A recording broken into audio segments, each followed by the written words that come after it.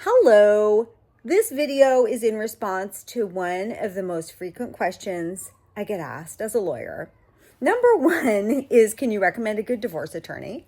Number two is my son, grandson, self was arrested. What do I do? And I will start out with a disclaimer. I'm a lawyer, but I'm not your lawyer. This is just for entertainment purposes only. And you can't hire me. I'm the best defense money can't buy, which is a public defender. I speak just for myself and not my specific office I work for, but I have decades of experience. And this is my best advice for what to do if you've just been arrested. Save it, share it, tell a friend. So remain calm. It's a scary time, it goes without saying, and you just need to take a beat, stay put for a minute, don't do any quick actions. This whole process, now that you've been arrested, is going to be a marathon, not a sprint. And there is no easy, quick, getting into court and, getting it all dropped, or this was all a big misunderstanding that we can sort out. If you have been arrested, most likely you're going to have a marathon to get to a resolution. So number one, first thing to do, and I keep looking down, I have notes, I made notes. Don't rush to post bail. And I'm so hypocritical as I say this because I would die even one day in jail. I just can't even, but don't rush to post bail. There's a few reasons why. And I should have started out by saying this. Every state is different. I'm in California. I am a member of the bar here in California. I also actually am admitted in another state, have never practiced there. Every state is different. There's a lot of broad similarities to what I'm going to tell you, but every state is different. This is general and generally true. But first off, regarding posting bail, for every charge, once you're brought to court, bail will be set. And usually there's a bail schedule, which is just like a chart that'll say X crime is X dollar amount. And there might be reasons why the bail could be higher. The police could put something on there to make it higher, or the judge themselves could, or it could be lowered. But in any case, once bail is set with a bail bondsman, you go to them and they will post a bond for you, generally with 10% of the amount of bail paid to them in cash. So if your bail is $10,000, $1,000 is what it takes for them to post for you. And your deal with the bail bondsman is a private contract. It's like hiring any other service. The court doesn't really get involved with that. So don't rush to post bail. Reason one, you're going to be amassing time credits. So when you're in before a trial or sentence or plea deal, every moment you spend in jail, you're getting credits against whatever your future sentence may be. So take a beat, chill a second, and amass some time credits. If you wait, you could be released by some other method that is free to you and your loved ones. There's a lot of different methods you could be released, and these vary from place to place. Where I practice, they actually were under a federal order, so they call it a Fed kick. If you get kicked out of jail because they're too crowded. It started during COVID as overcrowding, and I think a lot of places in the country, the jails are really crowded. So you could get released that way. You could get released through programs through the jail or the probation department, like pretrial programs where they basically ORU, release you on your own recognizance yourself, and it's free to you. There's even some programs where you're released that way with an ankle monitor and you're earning credit. It's like being in jail, but you're not. So if you wait even a couple days, you could be released for free, and then you would not have to pay that money. Bail bondsmen are very, very expensive. So you are going to need to remember that if you are convicted, whether by pleading or by going to trial and losing. You're probably going to have fines, fees, lots of things you're going to have to do. You might have to take classes. You might have to do different programs that cost money. So make sure if you are paying your precious money to bail that you are setting aside money for whatever types of fines and fees you're going to have, because a lot of cases are very, very expensive. If you do post bail, you decide to do that, ask your local public defender who they recommend. Not all bail bondsmen are created equal. In general, you want someone who is going to be very responsive and near to the court where you're going to be. If there's an issue, you want someone that might know the clerks. They can make a phone call or fax. The secretary in the bondsman office is friends with the clerk at the courthouse. They can fax something over. They can even run something over, show up in person. I've had many times when we're just calling some 800 number that's miles and miles away and you can't even get someone on the phone. And that's not what you want when there's, the judge may say, okay, you have 45 minutes. Show me proof or you're going in, that the bail was done right. So anyway, bail. Second thing to do, you're arrested. I know this sounds crazy. Tell your job. A lot of people make decisions driven by their imagined idea of how their job is going to react.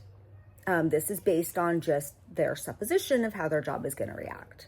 Or that they heard, their friend Steve's brother-in-law 8 years ago had the same thing and this happened to him. Tell your job. If you're in school, you didn't hear me say this here. If you're in school, maybe don't tell your school, because school might not automatically find out. But my number one reason for telling your job yourself is they're going to find out. They're going to find out eventually. Every company, virtually every company at some point is going to use a service, or they're going to do something where they're going to run you. Basically, they're going to find out. And if you're at a job that's too small for that and it's just a mom and pop, they're going to hear about it. Somebody's going to mention it. They're going to hear about it. They're going to learn about it. Like so many things in life, if you proactively come forward to tell them, that is going to be much better than them learning about it and you get a call into their office like, hey, did you get arrested? And you're like, oh yeah, that's that. It's all a lie and I'm going to clear it up. Like, no. While you were in there telling your job, and if you're in jail, sitting amassing credits for time served, and it's your grandma, your aunt, your wife, your whatever who is going to tell your job, I won't start with don't. I will say, take ownership for whatever part you may play in this situation. And what I mean by this, let's say that you get a DUI and that's what you're arrested for. There's a chance your job may have noticed your performance was slipping in the days up until now. And so it's not going to be a surprise to them that you got a DUI. Or that's just one example. But basically, take some ownership. A message, at the least, if you feel you truly have no ownership and just this happened to you, you were totally blindsided, it's wrong, you're the fugitive, there's the one-armed man out there and he's the real person who should be talking to his boss, but right now you're in jail, take some ownership and at the very least, just say, I'm in this situation, I'm working it out, I'm attending to it. But you could say, hey, you may have noticed I've had a lot going on in my life and due to all these situations, I'm in this crazy thing and I actually was arrested last week. You tell your boss, here's why. You want to know your job's position. Your job may say, Steve, we love you. Your job is here for you. Go get that sorted. We understand. Good luck. We're here for you when you get back. They may say, well, God, you're charged with, forging checks and this is a bank. So you're never going to have a job back here. But that's good information to know. I often hear from people that they're afraid to take any move and they're paralyzed by indecision because they don't know how their job is going to react to if they were convicted or what various scenarios might be. So you'll know when you tell your job. And people are way more understanding than you would think. And it's a seller's market on getting jobs. There's jobs out there. If you're going to lose your job, attend to your legal issues, you'll get another job. There's jobs out there. If you're going to show up and you're going to work and you're going to be reliable, you will get a job. I can make a future video on industries that are good for people with records. Hello to my restaurant peeps out there. If you're eating in a restaurant, your chef probably has some convictions he probably assaulted someone at some point, but he cooks good and he shows up. Anyhow, I'm getting a little sidetracked, but yeah, tell your job, ask them to hold your job for you. Say, I'm going to be attending to this stuff. Can I reapply when I'm through with it? Just, you know, don't say it's all a lie. It's going to be dropped. Take some ownership in it. At the bare minimum, say I'm in this really bad situation. I'm working it out, but, yeah, go tell your job. Third thing to do. I say this with love. I say this with affection. I say this with decades of experience. If you got arrested, I'd say 90% of the people that are in the system, that might be a low estimate, alcohol, drugs, or a mental illness situation played a role. It might not be a DUI, it might not be drug possession, but alcohol, drugs, or mental illness played a role. And mental illness includes anxiety, it includes stress. I say this with love. Look within, take a moment, honest assessment. Day one, get yourself into some form of program. I highly recommend that if you're arrested, this is a moment for a full life reset and you need to go into a live-in program of at least some duration. And if this person that you're asking about, whether it's your grandchild, your whatever, your person, if they have health insurance, well, if they have a job, their job might have an employee assistance program that could help them. If you have health insurance might cover some. The most comprehensive is for people who have no money at all, people who actually could get Medi-Cal in California or some other program where they're uninsured. Those folks, if they don't have insurance set up, need to get it set up right away so they can qualify.